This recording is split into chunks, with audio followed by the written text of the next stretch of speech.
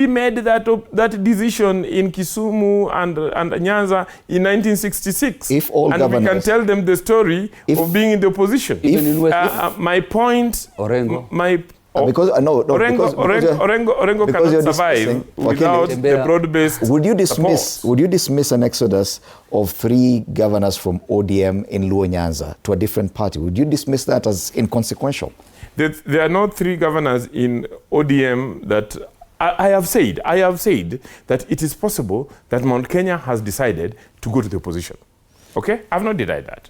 And a good chunk of UDA support comes from that region. That is their political right. Okay? The president does not need 100% of Mount Kenya.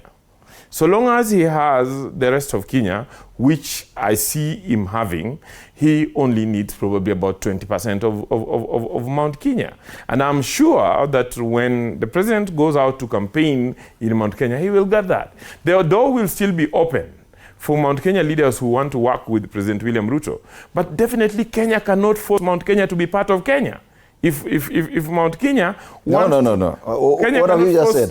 That Kenya cannot force Mount Kenya to be part of Kenya. To be part of Kenya. If Mount Kenya wants to exclude himself from the broad national coalition and then, establish a small fiefdom with a dictator. Legally speaking, that cannot happen. No. You're talking about a secession. What is called self-determination? No. Self-determination, a political, and when I talk about this, I'm talking about its arrangement in terms of political party and coalition arrangement. So if at all any part of Kenya is not part of UDA, they are not part of Kenya? No. It's not part of UDA. If they are not going to be part of the big national coalition that is going to be rolled out, it means they are not part of Kenya. Then they are not going to be part of a national coalition.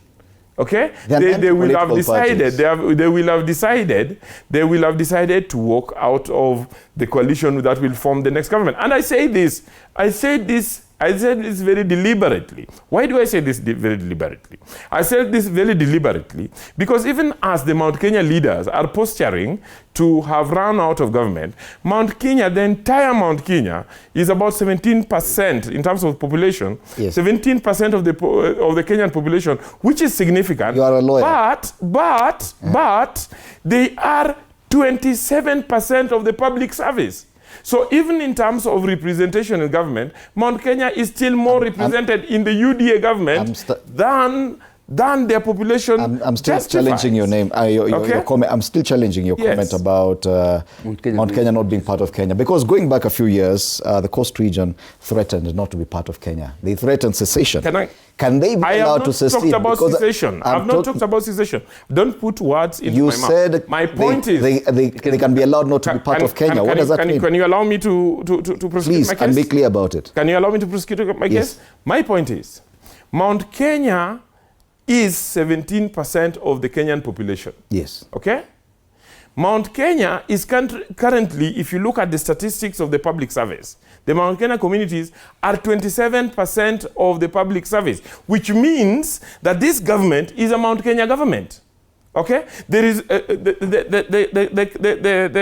Kalenjin community are 14% of the population. They are only 9% of the public service. The Luo community, and just listen to me, are 11% of the population. We are only 4% of the public service. So if, and I'm very deliberate about this, if the leaders of Mount Kenya decide to then lead their masses out of government, and they want to resign not only from being governors and MPs of UDA, but they also want to resign from being PSS and directors and the CEOs of various positions.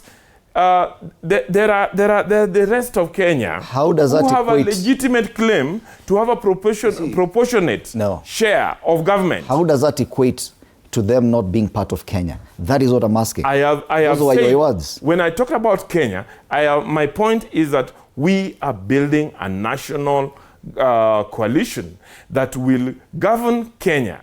But then a small part of the country could decide to exclude itself from that coalition. Are they required by any law to be part of that coalition for them to be Kenyans? Or to hold a job. I To hold a job. No, it's your words. To hold a job. Why should someone be fired as a director of an organization just because he's of ethnicity? It is some of your words. Wrong. It is the words it is your own words that they are not part of Kenya. And this is why, let me tell you, Fred, and this is why, let me tell you. Somebody can choose to be part of it or not.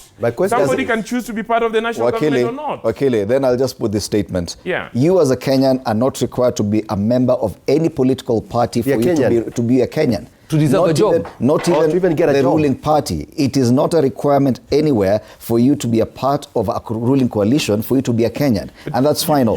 Let's continue. No, to be honest, being a Kenyan let me tell you, not tantamount to belonging. He's an insider. Let me tell you, he's an insider of the broad base. And let me tell you, this is exactly why people